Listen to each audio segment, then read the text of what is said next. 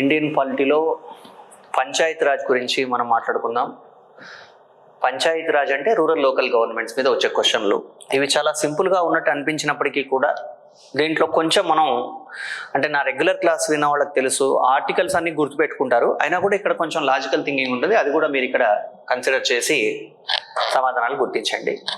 దీంట్లో question number 1, ఈ కింది వివరణల్ని పరిశీలించండి. ఇక్కడ ఈ కింది వివరణల్ని పరిశీలించండి అన్నప్పుడు ఏం స్టేట్మెంట్లు ఉన్నాయో గమనించండి. ఒక రద్దయిన పంచాయతీ స్థానంలో ఎన్నుకొనబడిన ఒక పంచాయతీ రద్దయిన పంచాయతీ యొక్క మిగిలిన కాల అవధి వరకు పదవిలో ఉంటుంది, కానీ పూర్తి కాల అవధి వరకు పదవిలో కొనసాగదు అంటున్నారు. అంటే ఏదైనా ఒక పంచాయతీ అనేటువంటిది, అంటే ఉదాహరణకు ఒక గ్రామ పంచాయతీ అనుకున్నట్లయితే 5 సంవత్సరాల కాల పరిమితి ఉంటుంది కదా. 5 years కన్నా ముందే ఒకవేళ రద్దయిపోయినట్లయితే ఏ కారణం చేతైనా మళ్ళీ ఎన్నికలు జరిగిన తర్వాత కొత్తగా పంచాయతీ ఏర్పాటైతే, అంటే ఉదాహరణకి 2 years తర్వాత ఒక గ్రామ పంచాయతీ రద్దయిపోయిన తర్వాత మళ్ళీ ఎన్నికలు జరిగాయి. ఆ ఎన్నికలు జరిగిన తర్వాత కొత్తగా ఏర్పడినటువంటి గ్రామ పంచాయతీ రిమైనింగ్ 3 years ఉంటుంది, టోటల్ 5 years కాదు అంటున్నాడు. అంతే కదా. ఇక్కడ ఇది గమనించాల్సిన విషయం, ఒక రద్దయిన పంచాయతీ స్థానంలో ఎన్నుకోబడిన ఒక పంచాయతీ, అంటే నూతనంగా ఎన్నుకోబడ్డ పంచాయతీ రద్దయిన పంచాయతీ యొక్క మిగిలిన కాల అవధి వరకు పదవిలో ఉంటుంది, కానీ పూర్తి కాల అవధి వరకు పదవిలో కొనసాగదు అన్నాడు. ఈ స్టేట్మెంట్ కరెక్ట్. అలాగే రెండవ స్టేట్మెంట్ ఏంటి, పంచాయతీలలో షెడ్యూల్డ్ కులాలకు, షెడ్యూల్డ్ తెగలకు మరియు మహిళలకు సీట్లు ప్రత్యేకించి కేటాయించబడినవి, కానీ వెనకబడిన వర్గాల వారికి ఎటువంటి రిజర్వేషను లేదు అన్నాడు. ఇక్కడ గమనించాల్సిన విషయం ఏంటంటే ఏమన్నారు, ఒక పంచాయతీలో షెడ్యూల్డ్ కులాలకు, షెడ్యూల్డ్ తెగలకు మరియు మహిళలకు సీట్లు ప్రత్యేకించి కేటాయించబడినవి అన్నాడు. 243D మరియు 243D ప్రకారం గ్రామీణ స్థానిక ప్రభుత్వాలు అంటే పంచాయతీల్లో రిజర్వేషన్లు ఉన్నాయి. ఎవరికి ఉన్నాయి? ఎస్సీలకి ఉన్నాయి, ఎస్టీలకి ఉన్నాయి. ఎస్సీ ఎస్టీలకు రిజర్వేషన్లు ఎలా ఉంటాయి అంటే జనాభా ప్రాతిపదికన రిజర్వేషన్లు ఉన్నాయి. అలాగే మహిళలకేమో 1/3 వంతు రిజర్వేషన్లు ఇవ్వడం జరుగుతుంది. కానీ వెనకబడిన వర్గాల వారికి అంటే బీసీలకి, బ్యాక్వర్డ్ క్లాసెస్కి ఎలాంటి రిజర్వేషను లేదు. ఎందుకు లేదు అంటే బీసీ రిజర్వేషన్లు నిర్ధారించవలసింది ఎవరు? రాష్ట్ర ప్రభుత్వం. కాబట్టి దీంట్లో గమనించండి, 1 కరెక్టే, 2 కరెక్టే. 1 మాత్రమే కాదు, 2 మాత్రమే కాదు, 1 మరియు 2 కూడా సరైన సమాధానమే. సో కాబట్టి ఈ ప్రశ్నకు సమాధానం 1 and 2 రెండు సరైనవే అని గమనించాలి. Next question number 1, consider the following statements. Consider the following statement. A panchayat elected in place of a dissolved one does not enjoy the full period but remains in office for the remaining period after the dissolution. A panchayat elected in a place of a dissolved one does not enjoy the full period but remains in office for the remaining period after the dissolution. This statement is correct. For example, if you take any village panchayat, if it is elected for the 5 years term, because of any reason, if it dissolved after the 2 years, if newly elected gram panchayat have chance to continue remaining 3 years only, not complete 5 years. So that is the first statement. A panchayat elected in place of a dissolved one does not enjoy the full period but remains in office for the remaining period after the dissolution. Yes, statement number 1 is correct. Second statement, a panchayat's seats are reserved for the scheduled caste, scheduled tribe and women but not for backward class of citizens. Panchayats means in the rural local governments we are having SC reservations and ST reservations according to the population. These reservations are mentioned in Article 243D. SC ST reservations are allotted according to the population. Women reservation is 1/3, but in Telugu states we are providing 50% reservation. That is different, but according to the 73rd Constitutional Amendment, 1/3 seats are reserved for the women, but not for the backward class citizens. Backward class seats are not reserved for the backward class citizens. So according to the 73rd Constitutional Amendment, backward class citizens reservations are decided by the state government. Because of that, it is correct. So according to the Constitution, we are not providing reservations for the backward classes in panchayats. So both statements, statement number 1 and statement number 2, both are correct. 1 and 2 are correct. So ఇక్కడ గమనించండి, ఒకసారి English question కున్నప్పుడు, Telugu question కున్నప్పుడు ఏబిసిడీలు ఏవైనా ఉండని, మనం క్వశ్చన్లు ఏది కరెక్టో అది ఐడెంటిఫై చేద్దాం. 1వ ప్రశ్నకు సమాధానం 2 కరెక్ట్, 1 మరియు 2 సరైనవే.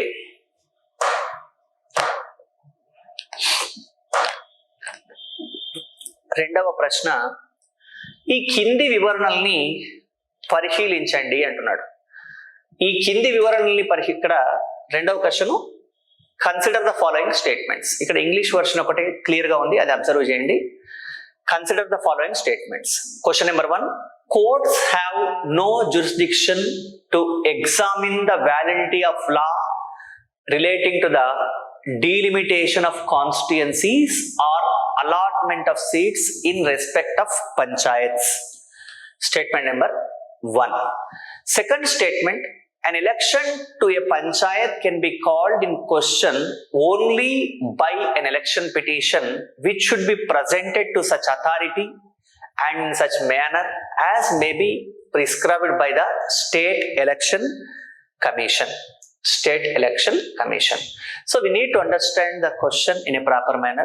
They are asking question, consider the following statement. 2 statements are provided and they are asking which of the statement given above is correct. Statement number 1. Courts have no jurisdiction to examine the validity of law relating to the delimitation of constituencies. Delimitation of constituencies are allotted for the seats in respect of panchayats. Yes, this is not the subject. It is not the responsibility of the court. Court is not involved. Courts have no jurisdiction to examine the validity of law relating to the delimitation constituencies. It is correct. So it is not judiciary activity. Because of that, it is correct. Statement number 1 is correct. Second statement, an election to panchayat can be called in question only by an election petition which should be presented to such authority and in such manner as may be prescribed by the State Election Commission. We need to understand, an election to the panchayat can be called in question means no one is having right to question of the election of panchayat. So even after the election, if anyone is interested to question about that particular election, that is not prescribed by the Election Commission.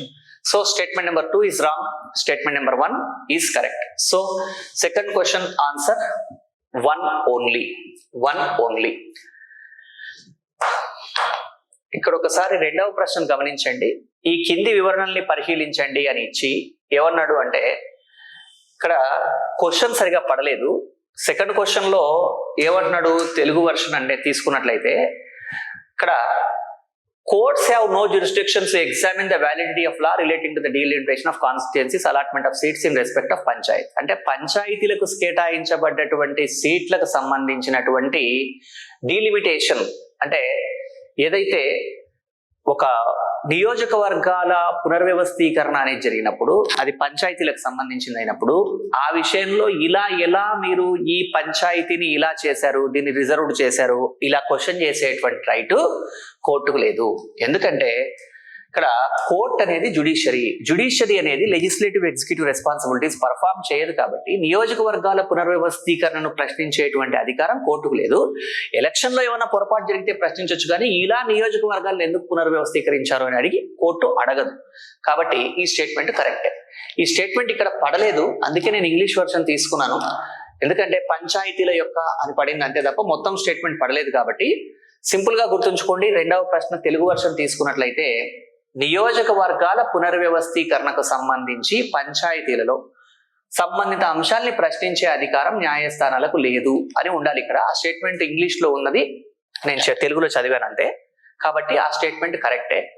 Second statement, panchayat యొక్క ఎన్నిక వివాదాన్ని ప్రశ్నించాలంటే దాన్ని ఒక ఎన్నికల petition రూపంలో మాత్రమే రాష్ట్ర ఎన్నికల సంఘం సూచించిన ప్రాధికార సంస్థ ముందు రాష్ట్ర ఎన్నికల సంఘం సూచించిన విధంగా సమర్పించాలి అంటున్నాడు. అసలు పంచాయతీ ఎలక్షన్ స్టార్ట్ అయిన తర్వాత ఎలక్షన్ ఎవరు క్వశ్చన్ చేయకూడదు. ఒకవేళ క్వశ్చన్ చేయాలి అనుకుంటే ఎలక్షన్ తర్వాత క్వశ్చన్ చేయాలి. ఆ ఎలక్షన్ తర్వాత క్వశ్చన్ చేసే విషయాలను ఎక్కడ చెప్పలేదు, అంటే ఎలక్షన్ కమిషన్ నిర్ణయించదు. కాబట్టి రెండవ స్టేట్మెంట్ రాంగ్ అవుతుంది. ఒకటవ స్టేట్మెంట్ కరెక్ట్, రెండవ స్టేట్మెంట్ రాంగ్. కాబట్టి ఒకటవ ప్రశ్నకు సమాధానం ఏ మాత్రమే. ఇక్కడ అభ్యర్థులు గమనించాల్సింది ఏమంటే తెలుగు వర్షన్ సరిగా లేకపోవడం వల్ల ఇంగ్లీష్ వర్షనే నేను తెలుగును మళ్ళీ 2 సార్లు చెప్పడం జరిగింది. ఇది second question.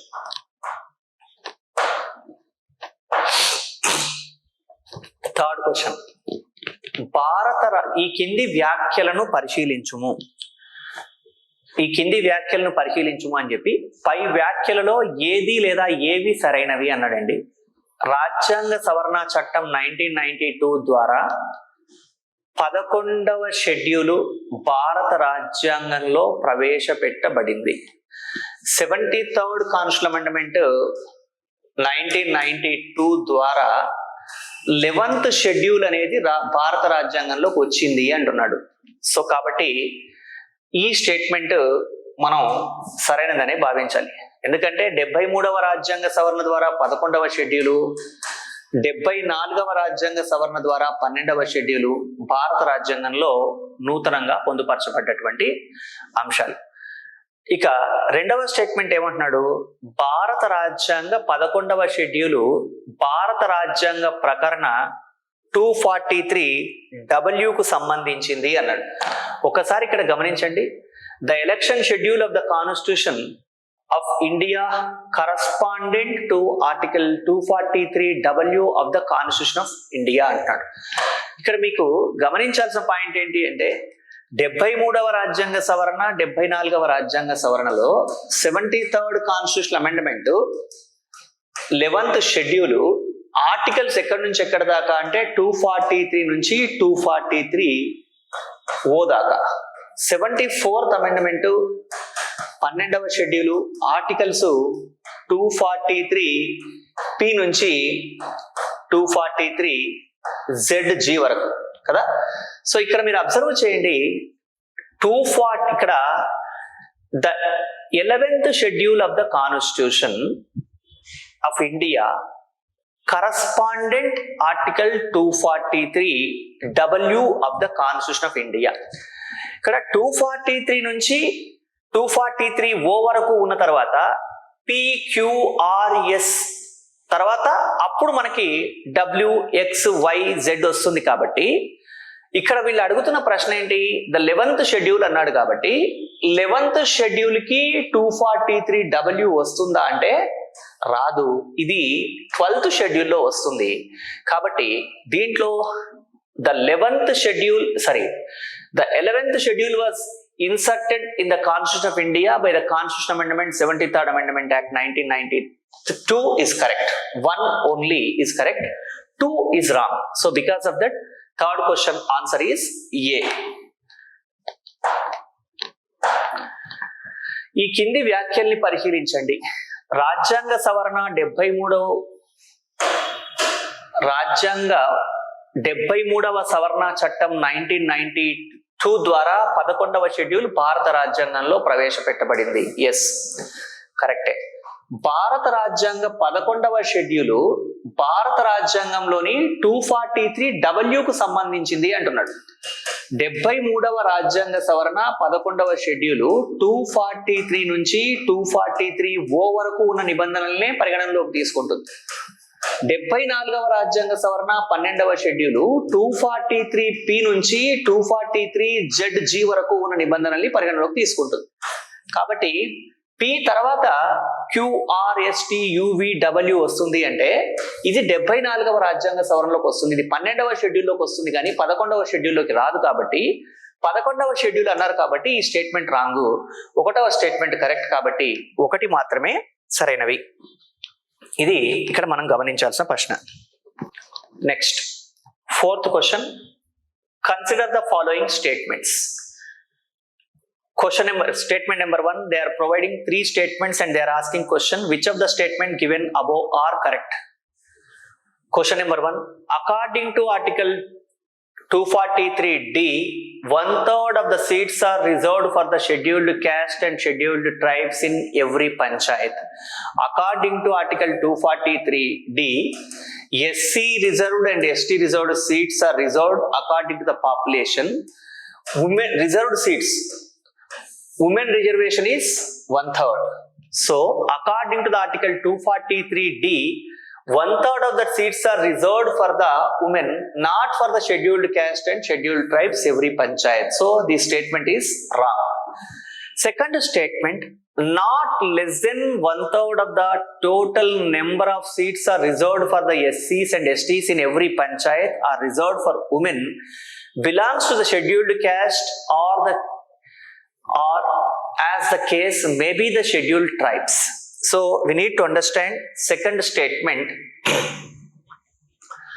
not less than 1/3 of the total number of seats are reserved for the SCs and STs in every panchayat are reserved for women belongs to the scheduled caste or scheduled caste are the case may be the scheduled tribes. So they are communicating whatever the seats are reserved for the SC STs, among that seats 1/3 seats are reserved for the women.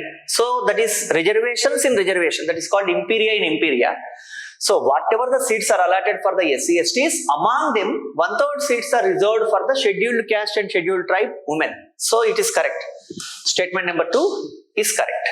Third statement, not less than 1/3 of the total number of offices of chairpersons in panchayat at each level are reserved for women. Not less than 1/3 of the total number of offices of the chairpersons in panchayats at each level are reserved for women. Yes, it is also correct. So second and third statements both are correct. So whenever second and third statements both are correct, 2 and 3 only. First statement is wrong, second and third statements are correct. So fourth question answer is B. So next, ఇక్కడ గమనించాలి, ఈ కింది వివరణల్ని పరిశీలించండి. ప్రకరణ 243D ప్రకారం ప్రతి పంచాయతీలోనూ 3/1 సీట్లు scheduled కులాలు మరియు షెడ్యూల్డ్ తెగలకు ప్రత్యేకించబడినవి. 243D ప్రకారం మహిళలకు 1/3 సీట్లు రిజర్వ్ చేయబడ్డాయి, కానీ షెడ్యూల్డ్ కులాలు షెడ్యూల్డ్ తెగలకు 1/3 అని చెప్పలేదు. యాజ్ పర్ పాపులేషన్, జనాభా ఆధారంగా అని చెప్పారు, కాబట్టి ఈ స్టేట్మెంట్ రాంగ్. సెకండ్ స్టేట్మెంట్, ప్రతి పంచాయతీలో షెడ్యూల్డ్ కులాలు మరియు షెడ్యూల్డ్ తెగల వారికి రిజర్వ్ చేయబడిన మొత్తం సీట్లలో 3/1 సీట్లకు తక్కువ కాకుండా ఆయా షెడ్యూల్డ్ కులాలు మరియు షెడ్యూల్డ్ తెగలకు చెందిన మహిళలకు రిజర్వ్ చేయబడినవి. ఇదేంటి అంటే ఎస్సీ ఎస్టీలకి ఏవైతే సీట్లు రిజర్వ్ చేయబడ్డాయో అలా రిజర్వ్ చేయబడ్డ సీట్లలో దాంట్లో 1/3 ఎస్సీ ఎస్టీ ఉమెన్ కి రిజర్వ్ చేయబడ్డాయి అంటారు. అంటే రిజర్వేషన్లలో రిజర్వేషన్, ఇంపీరియా ఇన్ ఇంపీరియా అంటారు దీన్ని. అంటే ఇప్పుడు for example, according to the population, జనాభా ప్రాతిపదికన షెడ్యూల్డ్ కులాలు షెడ్యూల్డ్ తెగలకు ఏవైతే సీట్లు రిజర్వ్ చేశారో దాంట్లో మళ్ళీ 1/3 షెడ్యూల్డ్ కులాలు మరియు షెడ్యూల్డ్ తెగల మహిళలకు రిజర్వ్ చేయాలి అంటున్నారు. నిజమే, కాబట్టి ఈ స్టేట్మెంట్ కరెక్ట్. 1వ స్టేట్మెంట్ రాంగ్, 2వ స్టేట్మెంట్ కరెక్ట్. మళ్ళీ 3వ స్టేట్మెంట్ ఏంటి అంటే, పంచాయతీలలో ప్రతి స్థాయి వద్ద మొత్తం చైర్పర్సన్ల పదవుల సంఖ్యలో 3/1 తక్కువ కాకుండా మహిళలకు రిజర్వ్ చేయబడ్డవి అంటున్నారు. అంటే ఏవైతే మహిళలకి, అంటే సింపుల్ గా చెప్పాలంటే 73వ రాజ్యాంగ సవరణ ప్రకారం ఎన్ని సీట్లు అయితే ఉన్నాయో వాటిలో 1/3 సీట్లు మహిళలకు ఇవ్వాలి అన్నారు. చైర్పర్సన్ సీట్లు కూడా 1/3 మహిళలకు ఇవ్వాలి, కాబట్టి ఈ స్టేట్మెంట్ కూడా కరెక్టే. సో 2 మరియు 3 రెండు కరెక్టే. 4వ ప్రశ్నకు సమాధానం బి, 2 మరియు 3. నెక్స్ట్ 5th క్వశ్చన్, భారత రాజ్యాంగంలోని 9వ భాగం ప్రకారం ఏర్పాటు చేయబడిన ఒక రాష్ట్ర ఆర్థిక సంఘం ఈ కింది వానిలో ఏ అంశాలపై గవర్నర్కు సిఫారసులు చేస్తుంది? ఆర్థిక సంఘం ఏ విషయాల విషయంలో గవర్నర్కి సిఫారసు చేస్తుంది అని ఇచ్చి అక్కడ 3 స్టేట్మెంట్స్ ఇవ్వడం జరిగింది. ఇచ్చి వాటిలో సరైన జవాబును గుర్తించమన్నాడు. 1వ స్టేట్మెంటు రాష్ట్రం విధించే పన్నుల ద్వారా సమకూరే నికర ఆదాయాన్ని రాష్ట్రము మరియు పంచాయతీల మధ్య పంపిణీ చేయడం. రాష్ట్రం విధించే పన్నుల ద్వారా సమకూరే నికర ఆదాయాన్ని రాష్ట్రము పంచాయతీల మధ్య పంపిణీ చేయాలి అంటున్నారు. ఇది కరెక్టే. రాష్ట్రం ఏదైతే పన్నులు విధిస్తుందో దానివల్ల వచ్చేటువంటి ఆదాయాన్ని రాష్ట్రము మరియు పంచాయతీల మధ్య పంపిణీ ఎలా చేయాలో ఆర్థిక సంఘం సూచిస్తుంది. కరెక్టే. పంచాయతీలకు అప్పగించే లేదా పంచాయతీలకు సమకూర్చే పన్నులు నిర్ణయించడం, ఇది కూడా ఆర్థిక సంఘమే చేస్తుంది. పన్నులు నిర్ణయించడం కూడా. రాష్ట్ర సంఘటన నిధి నుండి పంచాయతీలకు మంజూరు చేసే సహాయక గ్రాంట్లు, ఇవన్నీ కూడా ఆర్థిక సంఘమే చేస్తుంది. కాబట్టి 1, 2, 3 అన్నీ కరెక్టే. సో 5వ ప్రశ్నకు సమాధానం ఏ. 243I ప్రకారం ఉండేటువంటి ఆర్థిక సంఘం పంచాయతీల విషయంలో ఈ విధులు నిర్వర్తిస్తే, 243Y ప్రకారం ఉండే ఆర్థిక సంఘం పట్టణ స్థానిక ప్రభుత్వాలు, 74వ రాజ్యాంగ సవరణ ప్రకారం 243Y ప్రకారం ఉండేటువంటి ఆర్థిక సంఘం పట్టణ స్థానిక ప్రభుత్వాల్లో ఇక్కడ ఇవ్వబడ్డ విధుల్ని నిర్వర్తిస్తుంది. ఇది గమనించాలి. 5th question, on which of the following subjects does the finance commission of a state constituted under the part 4 of the Constitution of India make recommendations of the governor? So on which of the following subjects does the finance commission of a state constituted under the part 9 of the Constitution of India make recommendations of the governor? According to article 243I, for the purpose of recommendations of rural local government, we are having a finance commission. That finance commission is having which responsibilities? Statement number 1, distribution between the state and the panchayats of the net proceeds of the taxes by the state. Yes, it is correct. Second statement, determination of the taxes which may be assigned to or appropriated by the panchayats. It is also correct. Third statement, grants in aid to the panchayats from the consolidated fund of the state. So 3 statements, 1, 2, 3. All the statements are correct related to the 5th question. Next, 6th question. ఈ కింది వానిలో ఏది సరైనది కాదు? 4 స్టేట్మెంట్లు ఉన్నాయి, ABCD ఉన్నాయి, combinations ఏమీ లేవు. అంటే ఇక్కడ 3 సరైనవి ఉంటాయి. కాబట్టి ఇలాంటి క్వశ్చన్ వచ్చినప్పుడు మనమే ఏం చేయాలి అంటే సరైనవి అని అనుకొని మనమే సరైనవేవో ఐడెంటిఫై చేసుకుంటూ పోయి సరికానిది ఫైనల్ గా ఆన్సర్ చెప్పాలి. ఫస్ట్ ఏమంటున్నాడు? పంచాయతీలకు సంబంధించిన భారత రాజ్యాంగంలోని 9వ భాగము ఒక ఆర్థిక సంఘం ఏర్పాటుకు ఉపకరించింది. 9వ భాగం 243I ప్రకారం ఆర్థిక సంఘాన్ని ఏర్పాటు చేయడానికి తోడ్పడుతుంది. కాబట్టి ఈ స్టేట్మెంట్ కరెక్టే. సెకండ్ స్టేట్మెంట్, పంచాయతీలకు సంబంధించిన భారత రాజ్యాంగంలోని 9వ భాగము పంచాయతీలకు జరిగే అన్ని ఎన్నికలకు ఒక రాష్ట్ర ఎన్నికల సంఘానికి అప్పగించేందుకు ఉపకరించింది. పంచాయతీలకు సంబంధించిన భారత రాజ్యాంగంలోని 9వ భాగము పంచాయతీలకు జరిగే అన్ని ఎన్నికలకు ఒక రాష్ట్ర ఎన్నికల సంఘానికి అప్పగించేందుకు ఉపకరించింది. 243K ప్రకారం మనం గ్రామీణ స్థానిక ప్రభుత్వానికి ఎన్నికలు నిర్వహించే ఎన్నికల సంఘాన్ని ఏర్పాటు చేయడానికి అవకాశం ఉంది. కాబట్టి ఈ స్టేట్మెంట్ కూడా కరెక్టే. 2వ స్టేట్మెంట్ కరెక్టే. 3వ స్టేట్మెంట్, పంచాయతీలకు సంబంధించి భారత రాజ్యాంగంలోని 9వ భాగము గ్రామ స్థాయిలోని మరియు ఇతర స్థాయిలలోని చైర్పర్సన్ పదవులలో షెడ్యూల్డ్ కులాలు మరియు షెడ్యూల్డ్ తెగలకు చెందిన మహిళలకు రిజర్వేషన్ కల్పించడానికి అవకాశం కల్పిస్తుంది. 243D ప్రకారం షెడ్యూల్డ్ కులాలు తెగల మహిళల రిజర్వేషన్ కూడా భాగమే. కాబట్టి 1వ స్టేట్మెంట్ 73వ రాజ్యాంగ సవరణలో భాగంగా తీసుకున్నట్లయితే 243I, 2వ స్టేట్మెంట్ 243K, 3వ స్టేట్మెంట్ 243D. 4వ స్టేట్మెంట్, రాజ్య విధాన ఆదేశిక సూత్రాలలో గ్రామ పంచాయతీల వ్యవస్థీకరణ పొందుపరచి లేదు. రాజ్య విధాన ఆదేశిక సూత్రాలు, directive principles of state policy 4వ భాగంలో ఉన్నాయి. దీంట్లో ఆర్టికల్ 40 ఏం చెప్తుంది? గ్రామ పంచాయతీలను ఏర్పాటు చేయాలి, వాటిని స్వయం పాలనా యూనిట్లుగా అభివృద్ధి చేయాలి అని. అంటే గ్రామ పంచాయతీల వ్యవస్థీకరణ గురించి ఏ ఆర్టికల్ చెబుతోంది? ఆర్టికల్ 40 చెబుతోంది. ఇక్కడ ఏమంటారు? రాజ్య విధాన ఆదేశిక సూత్రాలలో గ్రామ పంచాయతీల వ్యవస్థీకరణ పొందుపరచి ఉంది అంటే ఇది కూడా కరెక్ట్ అయ్యేది. పొందుపరచి లేదు అన్నారు కాబట్టి ఈ స్టేట్మెంట్ రాంగ్. ఎందుకంటే పొందుపరచి ఉంది ఆర్టికల్ 40లో. ఇక్కడ మన ప్రశ్న ఏంటి అంటే ఏది కరెక్ట్ అని కాదు, ఈ కింది వానిలో ఏది సరైనది కాదు అన్నప్పుడు మనం 1, 2, 3 సరైనవి కాబట్టి డి సరైనది కాదు అంటే ఇక్కడ మనం మళ్ళీ ఇవన్నీ క్లియర్ చేసేసి ఈ 3 స్టేట్మెంట్లు చదువుకున్నప్పుడు ఇక్కడ పొందుపరచి లేదు అని ఉంది, ఇక్కడ పొందుపరచి ఉంది కాబట్టి మన ప్రశ్న సరైనది కాదు ఏదో చెప్పాలి కాబట్టి డి సరైనది కాదు. 6వ ప్రశ్నకు సమాధానం ఈ కింది వానిలో ఏది సరైనది కాదు అంటే డి సరైనది కాదు అని గమనించాలి. Next 6th question, which one of the following is not correct? So we need to cross check 4 statements are given. Among them they are asking question which one of the following is not correct. So whenever they are asking this type of question, if there is no ABCD combination, if they are giving 4 statements, they are asking question which is not correct. Generally 1 is not correct, 3 is correct. This is basic rationality. So we will try to think which is correct. First we need to identify correct statements among these 4. After that easily we have chance to identify which is not correct. We will try to cross check one by one. A. Part 9 of the Constitution of India pertaining to Panchayats to provide for sitting of a finance commission.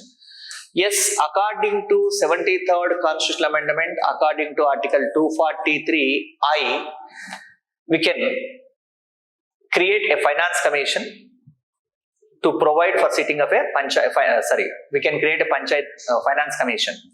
Part 9 of the Constitution of India pertaining to the Panchayats provide for sitting of a finance commission. Yes, according to Article 243I, it is correct. Statement number A or 1 is correct.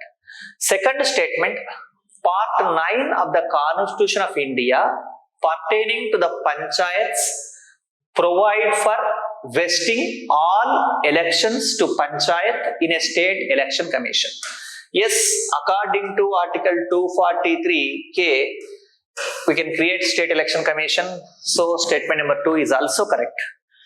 Third statement, Part 9 of the Constitution of India is pertaining to the Panchayats provide for the reservations for the post of chairpersons at the village level or any other level for the scheduled caste and scheduled tribe women.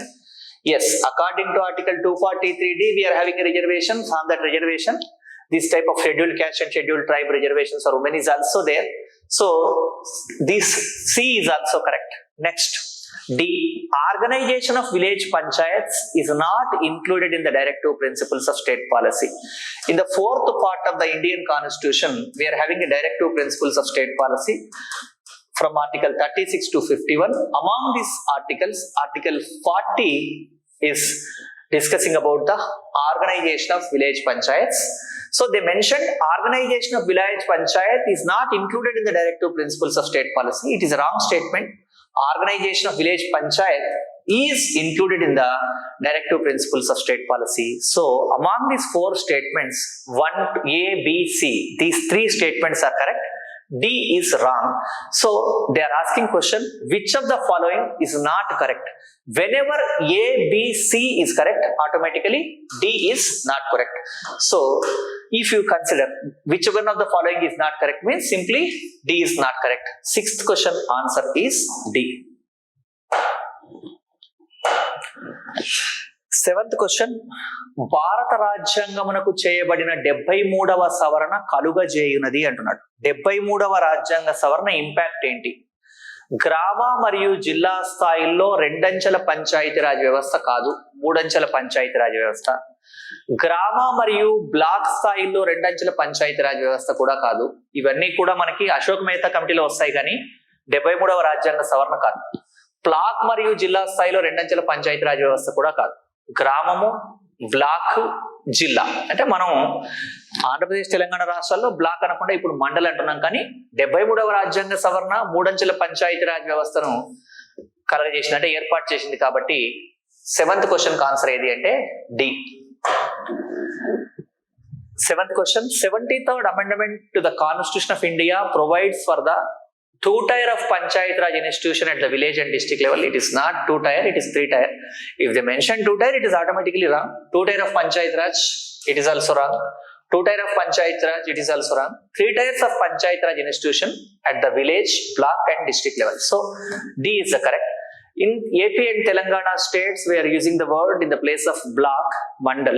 So 3-tier of Panchayat Raj institution at the village, block and district level is the correct answer for the 7th question. So 7th question answer is D. Then 8th question. పంచాయతీల ఖాతాల నిర్వహణ మరియు వాటి audit కు సంబంధించిన నిబంధనలను ఎవరు రూపొందిస్తారు? పంచాయతీలు అనేవి స్థానిక ప్రభుత్వాలు రాష్ట్ర జాబితాలోని అంశం. కాబట్టి రాష్ట్ర జాబితాలోని అంశాలకు సంబంధించిన నిబంధనలు రూపొందించేది ఎవరు అంటే రాష్ట్ర శాసనసభ. కాబట్టి ఇక్కడ ఆర్థిక సంఘం కాదు, రాష్ట్ర శాసనసభ అని ఉంది. కాబట్టి రాష్ట్ర శాసనసభ, కాగు, కలెక్టర్ వీళ్ళకి సంబంధం ఉండదు. సో పంచాయతీలు అనేవి స్థానిక ప్రభుత్వాల్లో భాగం, స్థానిక ప్రభుత్వాలు రాష్ట్ర జాబితాలోని అంశం, రాష్ట్ర జాబితాలోని అంశాలకు సంబంధించిన నిబంధనలు రూపొందించేది రాష్ట్ర శాసనసభ. కాబట్టి 8వ ప్రశ్నకు సమాధానం బి, రాష్ట్ర శాసనసభ. 8th question, who makes provisions with respect to the maintenance of accounts by the panchayats at the auditing of such accounts? So panchayats are part of local governments. Local government is under the state list. Because of that, state legislature is having a responsibility to make provisions with respect to the maintenance of accounts by the panchayats at the auditing of such accounts. So legislature of the state is the answer for the 8th question. So it is a direct question. So B is the answer for the 8th question. Next, 9వ ప్రశ్న, రాష్ట్ర ఎన్నికల commissioner దీని చేత తొలగించబడతాడు అంటే రాష్ట్ర ఎన్నికల commissioner ను నియమించేది governor. తొలగించడం ఎలా ఉంటుంది అంటే ఒక హైకోర్టు న్యాయమూర్తిని తొలగించిన విధానంలోనే తొలగించాలి రాష్ట్ర ఎన్నికల కమిషనర్ ను. గవర్నర్ చేతనో, అసెంబ్లీ చేతనో, ముఖ్యమంత్రి జారీ చేసిన ఆదేశం చేతనో అతను తొలగించబడడు. కాబట్టి ఒక ఎన్నికల కమిషనర్ ని ఎలా తొలగిస్తారు అంటే రాష్ట్ర ఎన్నికల కమిషనర్ ని తొలగించాలి అంటే దీనికి సంబంధించి ఒక హైకోర్టు న్యాయమూర్తిని తొలగించే విధానమే అనుసరించాలి. కాబట్టి 9వ ప్రశ్నకు సమాధానం D. The state election commissioner can be removed by the government of the state. So we need to observe the state election commissioner can be removed like a high court judge. So he is not removed by the governor of the state, he is not removed by the state assembly. Through an order issued by the chief minister, it is not correct. Through procedure similar to that for removal of the judge of the high court. So 9th question answer is D. Then 10th question, consider the following statements. ఈ కింది వివరణల్ని పరిశీలించము అన్నాడు 10వ ప్రశ్న. 73వ సవరణ అనంతర కాలంలో వికేంద్రీకరణ జరగవలసినవి అంటే 73వ రాజ్యాంగ సవరణ తర్వాత డీసెంట్రలైజేషన్ ఎక్కడ జరగాలి? నిర్ణయీకరణ అధికారాలు డీసెంట్రలైజేషన్ జరగాలి, కరెక్టే. అలాగే వ్యవస్థ మొత్తానికి సంబంధించిన విషయాలు డీసెంట్రలైజేషన్ చేయాల్సిందే.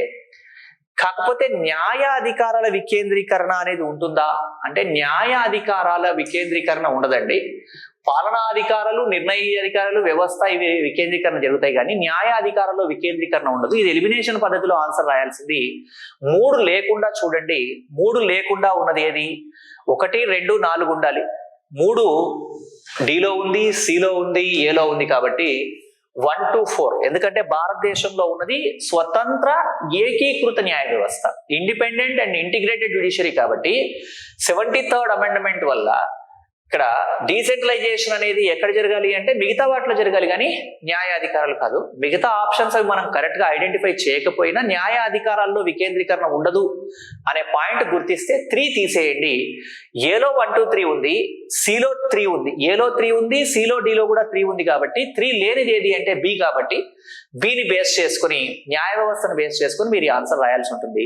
సో 10వ ప్రశ్నకు సమాధానం ఈ కింది వివరణల్ని పరిశీలించి 73వ సవరణ అనంతర కాలంలో వికేంద్రీకరణ అంటే న్యాయ అధికారాల్లో కాకుండా.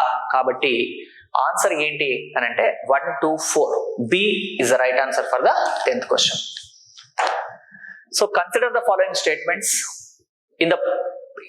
In the post 73rd amendment era, there has to be decentralization of.